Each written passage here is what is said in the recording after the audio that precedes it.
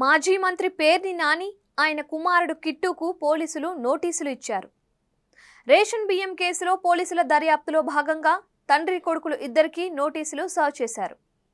నోటీసులు ఇచ్చేందుకు పోలీసులు పేర్ని నాని ఇంటికి వెళ్లారు. ఇంట్లో ఎవరూ లేకపోవడంతో డోర్లకు నోటీసులు అంటించారు. ఈ కేసులో పేర్ని నాని భార్య జయసుధ కూడా ఉన్నారు.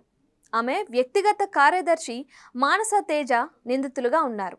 ప్రస్తుతం వారిద్దరూ పరారీలో ఉండడంతో గాలింపు చర్యలు చేపట్టారు. కేసు దర్యాప్తునకు సహకరించాలని నోటీసుల్లో కోరారు పోలీసులు.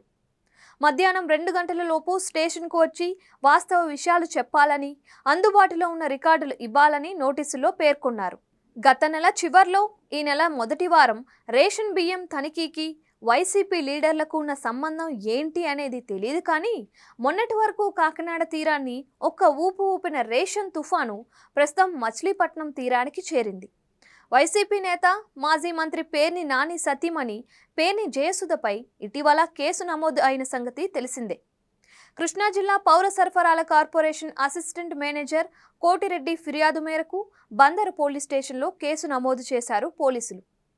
మచిలీపట్నం మండలం పొట్లపాలెంలో తన సతీమణి జయసుధ పేరిట గోడౌన్ నిర్మించారు పేర్ని నాని. దీన్ని సివిల్ సప్లైస్ శాఖకు బఫర్ గోడౌన్గా అద్దెకు ఇచ్చారు.